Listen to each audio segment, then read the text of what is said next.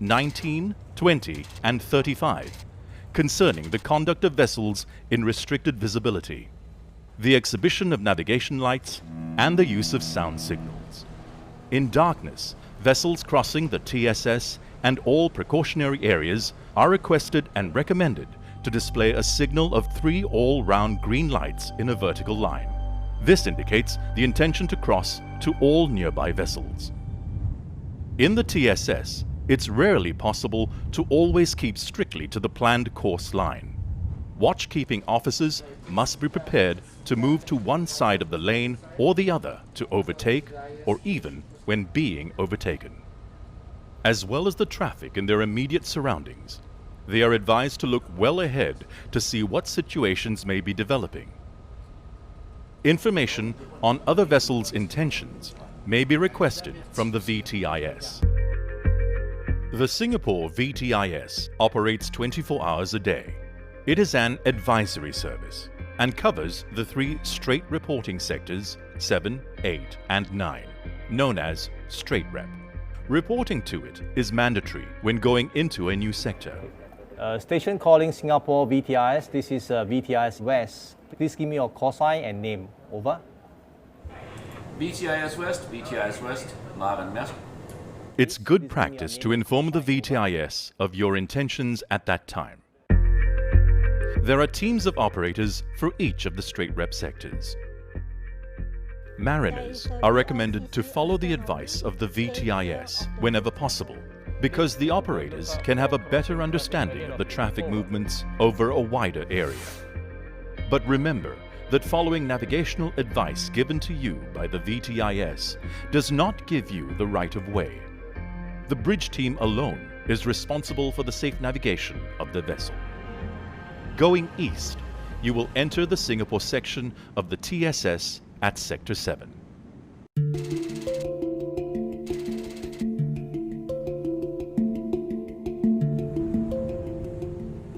Entering Sector 7, it's mandatory to report in to the VTIS on VHF channel 73. If you are transiting, you will be asked for information including your destination and whether you are carrying any dangerous goods. If you are, they will ask for details of IMO class and weights. You will not have to give this information again during your transit, as the VTIS pass it on from sector to sector. If you are going into the Port of Singapore, they will already have this information in the pre-arrival notification. There are 4 precautionary areas in the Singapore Strait where you may encounter a high density of crossing traffic. Eastbound. The first of these is at the start of the sector, where many vessels may be crossing at all angles. Take care, as smaller, local vessels may not strictly follow the rules of the road and may not answer VHF calls. Many of the eastbound vessels going to the ports of Tanjung Pelepas and Singapore will pick up a pilot in Sector 7. There are 3 boarding grounds to the north of the westbound lane, so be aware that some eastbound vessels may turn to port at this time in order to reach them. If you are picking up a pilot, put your pilot boarding ground as your destination in AIS. If not, checking the AIS information of nearby vessels may warn of their intentions, but never rely solely on AIS for collision avoidance.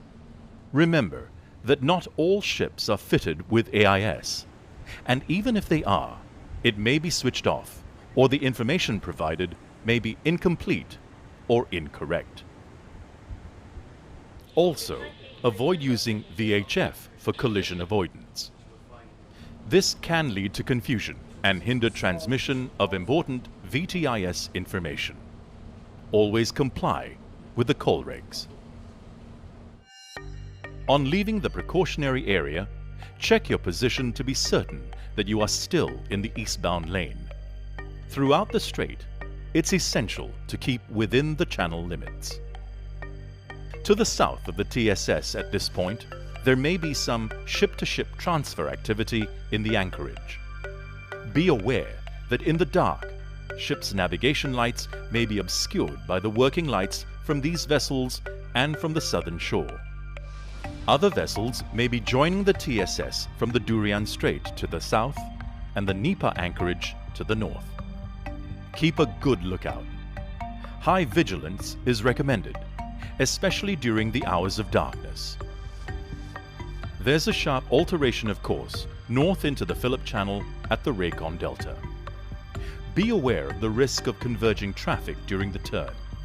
Also, be sure you start the turn early enough as there is shallow water outside the channel. This is also the start of the deep water route. If your vessel draws less than 15 meters, you are not classified as a deep draft vessel.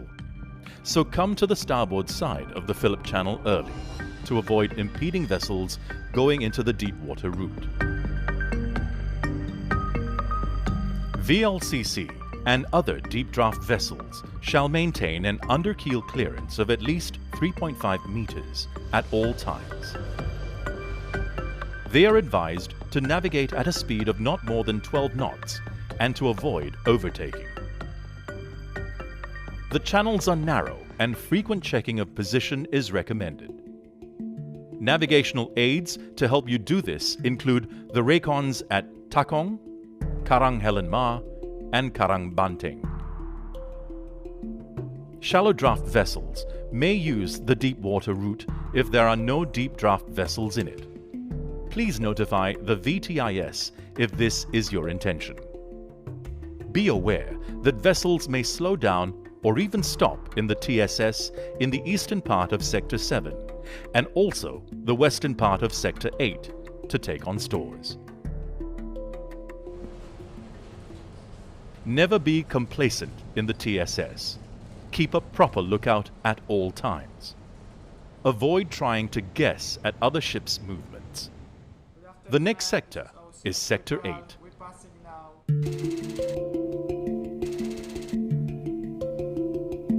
When entering Sector 8, reporting is mandatory to the VTIS on VHF Channel 14. Please give me your name and call sign, over. Approaching from the northern end of the Phillip Channel, there is a course alteration to starboard and a few shallow waters and reefs near the traffic lane, Helen Ma Reef, Buffalo Rock, and Batu Berhenti, where tidal considerations can be important as there is deep water close to shallow water. Check your position regularly to ensure your vessel stays within the traffic lane and pay attention to the VHF to hear what the VTIS is saying.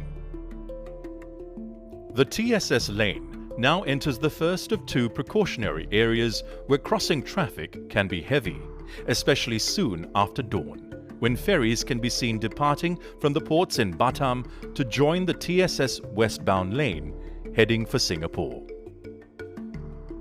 In the other direction, you can expect frequent fast ferries crossing between the port of Singapore and Indonesia. In addition, there are often fishing boats in the eastbound lane. They usually start fishing in the early hours of the morning. These small boats are not visible to the VTIS's radar nor to your ship's radar. Their movements can be unpredictable. They may not be displaying the correct lights and shapes. There may also be many tugs and tows crossing at any time of the day and sometimes at night. Vessels departing from the ports of Singapore or Indonesia may cross the precautionary areas to join the traffic lanes of the TSS. Also, look out for vessels slowing down and turning to port in order to approach one of the pilot boarding grounds north of the westbound channel. Check the nearby vessel's AIS data for information on their intentions.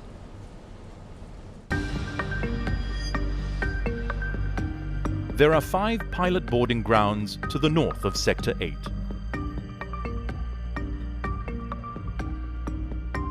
The movement of Singapore pilots is managed from a central control room where everything possible is done to ensure that pilots get to their booked ETA on time. It is a separate organization from the VTIS. A tracking system means that delays are very rare, but with over 500 pilot assignments per day, delays do sometimes happen. You must contact the pilot service 2 hours before your ETA to confirm the booking on VHF Channel 20. You can expect to find vessels waiting near the boarding grounds, especially around the eastern boarding grounds Charlie and Bravo. Vessels are advised to calculate and adjust their speed in the hours before arrival to avoid having to wait near a boarding ground and cause congestion. When approaching the boarding grounds, it is strongly recommended that they should do so at a safe speed, following all applicable rules of the road, in particular the separation distance and factors listed in Rule 6, such as the state of visibility, available sea room and traffic density, among others. Only one vessel will be scheduled to arrive at Bravo and Charlie at any one time, and the next vessel will be scheduled at an interval of not less than 15 minutes later.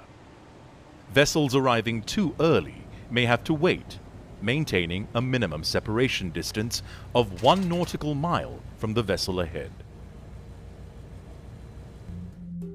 Information on vessels proceeding to these boarding grounds will be provided by the VTIS. Crossing the westbound lane to pick up a pilot can present a challenge. Vessels should be positioned early on the north side of the eastbound lane so that they won't have to cross the entire TSS at once.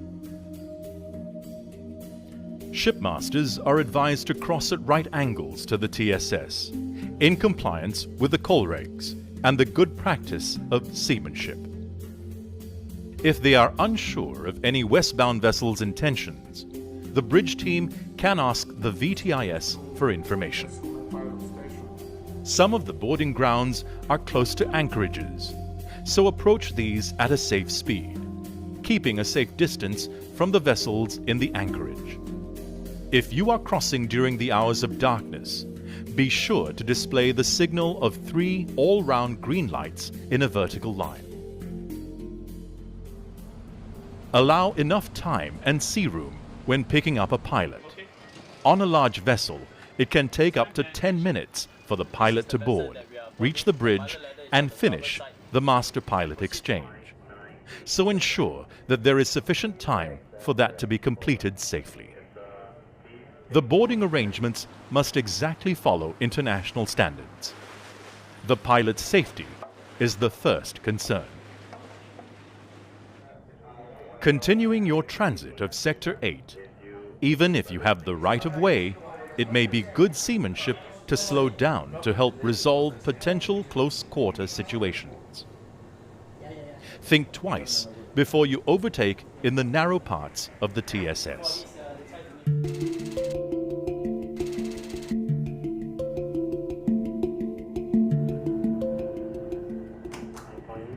When entering Sector 9, reporting is mandatory to the VTIS on VHF Channel 10.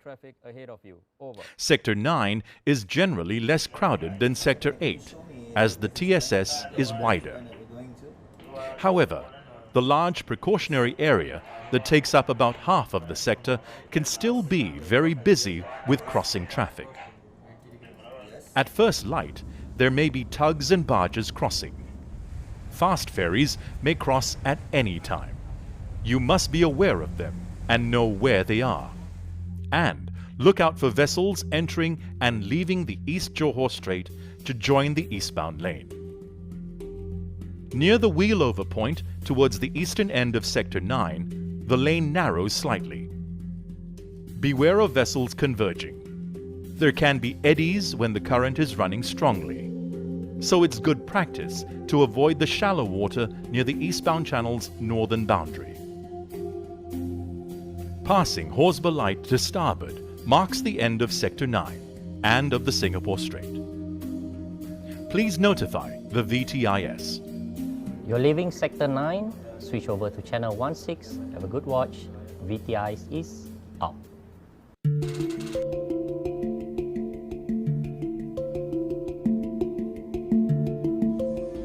Detailed voyage planning, good seamanship, and situational awareness are essential to safe navigation in the Strait.